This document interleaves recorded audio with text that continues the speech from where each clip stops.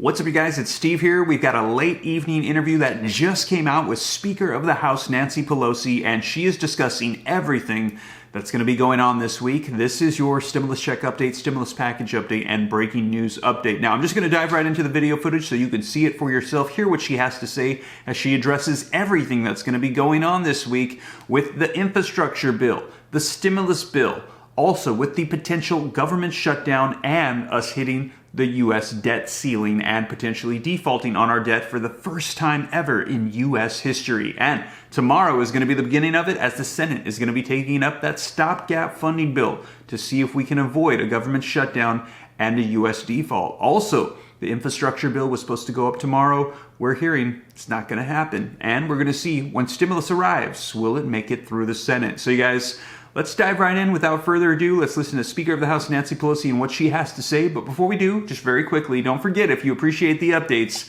smash the like button, helps out the channel a ton. Also, leave your comments, share this out if you think it's going to help out other people. If this is your first time here, hit the subscribe button, turn on the notification bell. I'll keep you up to date on everything going on. Come join the RAM fam and learn about stimulus, Congress, the economy, all the breaking economic news that's happening right now. And if you got any specific questions for me, I'm easy to get a hold of. Just hop on to Instagram, shoot me a DM at SteveRam3. That's the best way to get a hold of me, you guys. But without further ado, let's jump right in and hear what Speaker of the House Nancy Pelosi had to say today on everything that's going to be unfolding this week, that's going to be major starting tomorrow. A week that may be make or break for President Biden's ambitious agenda. More than $1 trillion for infrastructure investments, another $3 trillion plus to address climate change, child care, education, and more. All this as a government shutdown looms on Friday, plus the prospect of America defaulting for the first time in history if Congress does not soon authorize government borrowing to pay past debts. At the center of it all, House Speaker Nancy Pelosi, who joins us this week from the Capitol. Good morning, Madam Speaker. Good morning, George. Thank you for the opportunity to be with you today. So I just laid out a pretty daunting list right there. You've called the next few days a time of intensity for Congress. Have you ever faced a challenge with so much at stake? Every time we face a challenge, you say it's an historic challenge, whether it's passing the Affordable Care Act or other legislation that we passed in the previous administration. It's all the wonderful legislative process that we have. But I thank you for calling this President Biden's agenda, because that's exactly what it is. This is the vision of the president, and he has said that while he wants to pass the infrastructure bill, and we will, he will not confine his vision for the future to just that bill, that it had to be about building back better. And building back better has the support of over 95% of our caucus. So when you say Democrats divided, no, they're overwhelmingly, I've never seen actually over 95% of the caucus just about for anything. There are some who disagree, and I respect that about the size of the package, and so some in the Senate, a couple in the Senate as well, and we have to find our common ground, respectful of each other's views. But this isn't about moderates versus progressives. Overwhelmingly, the entirety of our caucus, except for a few whose judgment I respect, support the vision of Joe Biden, and we will make progress on it this week. So make progress, not necessarily pass. You said you have support of 95% of Democrats. The problem is you need 98 or 99% to pass the bills. And I know you said the infrastructure bill is going to pass, but the leader of the Progressive Caucus in the House, Jamila Prayapal, is balking. She said on Friday that voting on this bill tomorrow is an arbitrary date, adding that more than 50 members will vote no if you first don't have agreement on the broader social investment bill. So are you confident these progressive members are going to vote yes, even though she says no? Well, let me just say we're going to pass the bill this week. I promised that we would bring the bill to the floor. That was according to the language that those who wanted this to be brought to the floor tomorrow wrote into the rule. We will bring the bill to the floor tomorrow for consideration. But you know, I'm never bringing a bill to the floor that doesn't have the votes. And I think any time you put an arbitrary date, well, remember when the Republicans said they were going to overturn the Affordable Care Act on the anniversary of the Affordable Care Act? I knew right then and then they were doomed. You cannot choose the date. You have to go when you have the votes in a reasonable time, and we will. And I do believe that we will do. First of all, let me just say it's an eventful week. First of all, we have to make sure just chronologically, we have to make sure we keep government open, and we will. Second of all, we have to honor the vision of President Biden, and we thank him for his leadership and his courage putting forth such a bold package. In order to move forward, we have to build consensus. It's not winners, losers. It's bring people together, and that's what we always do in the Democratic Party. And what President has put forth will create many, many more good-paying jobs, especially in terms of addressing the climate crisis, which has not been fully addressed in the infrastructure bill.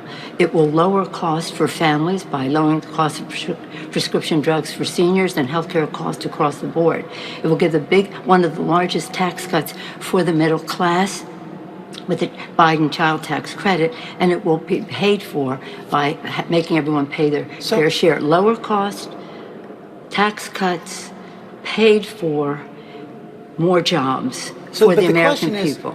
The question is, can you get everybody to agree to that? If I heard you correctly, you're saying the vote will not necessarily be tomorrow on the infrastructure bill. You're going to put it up when you have the votes to pass it. Yeah, it may be tomorrow. It may be tomorrow, but right. But let me just say, in order to get the votes to pass it, it sounds like you're going to need agreement on the broader social investment bill. Absolutely. Build back. You're right. You're absolutely And so that is going to happen this week as well? Well, we're let me just say, we're prepared. We're ready. Yesterday, the Budget Committee passed out the Build Back Better legislation at the full $3.5 trillion. That was the number that was sent to us by the Senate and by the President. Obviously, with negotiations, there'll have to be some changes in that. The sooner, the better, so that we can build our consensus to go forward. And we will do that. The American people need that to happen, and that's the overwhelming for the people agenda. The holdouts in the Senate, of course, everyone knows Joe Manchin, Kyrsten Sinema, at least those two. Joe Manchin says $3.5 trillion is way too much, and it doesn't necessarily have to pass this year. Kyrsten Sinema says she's not going to support any increases in income taxes or corporate taxes. Have you made progress on those issues? It doesn't sound like it. Well, Chuck Schumer and I and Secretary Yellen the other day came forward in a press event and said that we had reached a framework of agreement. People said, well, what are the specific? Well, we'll see what we need.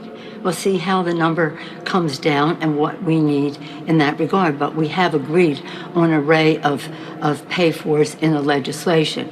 This will be paid for. So when some say, oh, well, what about inflation? It will be paid for. And that's the beauty of it, by having those in our economy and society who have not paid their fair share, paying their fair share. So again, the Senate and the House, those who are not in full agreement with the president's rate, let's see what our value, let's not talk about numbers, and dollars, let's talk about values. And the values are about, I'm sorry? Is the solution to paying for it a carbon tax? There's an array of issues that are there. I'm not going to be, let's see what we need to have. And there are those who have suggested that. So when I say we're ready, we've investigated, or shall we say, documented everything that we need to be ready with legislative language to go forward. And I'm very excited about the hard work that everybody did. We stayed on schedule. They said you couldn't do it by September 15th. We did. We have our Budget Committee yesterday taking the work of the committees and putting it forward. We've been carefully trying to see what could be birdable. You know, in the House, I'm used to negotiating with the White House or among ourselves and with the Senate, but to negotiate we don't negotiate with a parliamentarian. She will make judgments about something that might violate the Byrd Rule or provisions of privilege, whatever that is. And that's a bath that legislation has to take. So all of these things are in place. We're trying to get them be as ready as possible. We are ready on our side. We just have to see how quickly the parliamentarian can operate. I know the Budget Committee passed a resolution calling for $3.5 trillion, but it sounds like you acknowledge that the final number is going to be somewhat smaller than that. Yeah. I mean, that seems self-evident. And so it's not just, we have some, shall we say, bird bath, privilege, kinds of things. It's legislation. So the fact is that this is the excitement of it all. It's just in real time, and exploitation of a few people not in agreement being called a division in the Democratic Party.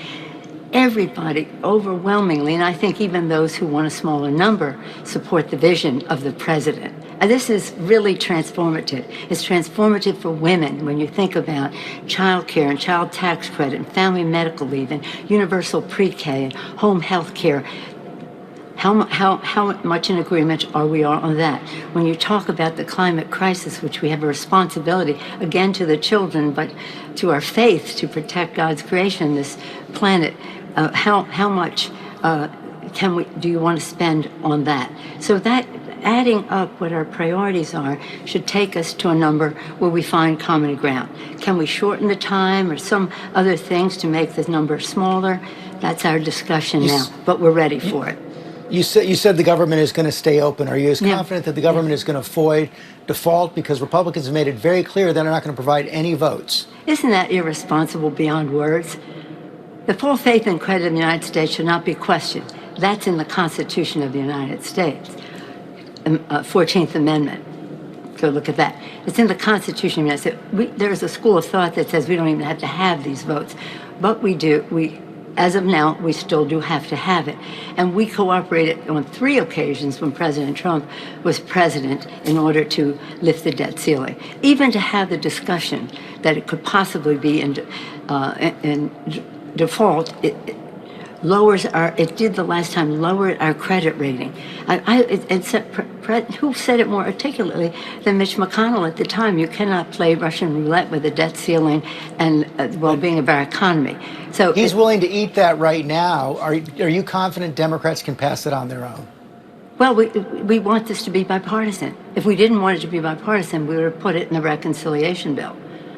That would have been a decision we had to make when we wrote the Budget Act, but nonetheless, the decision was made that it would always be bipartisan, whether on our part, as we have cooperated in the past with Republican presidents, or on their part. It is totally irresponsible, and I would think that the business community would speak out on this because it has devastating impact on our credit rating, as well as global economy. This is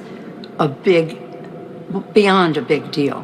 So let's hope that the Republicans will find enough of them find some level of responsibility to our country to honor what's in the Constitution, that we not question the full faith and credit of the United States of America. They know full well what the consequences are. They preached it when the former president was in office, and we always cooperated. It's always been bipartisan, and it should be again. Madam Speaker, thanks for your time this morning. My pleasure. Thank you, George. Bye-bye. So there you have it. Let me know your thoughts in the comments down below. We heard her say that infrastructure and stimulus will be ready this week. It will be going up for a vote. And she said, though, that stimulus has to come first. Otherwise, progressives will wreck the infrastructure bill. Also, we heard her say that she believes that they are going to avoid the government shutdown and also hitting the debt ceiling. But this is going to the Senate.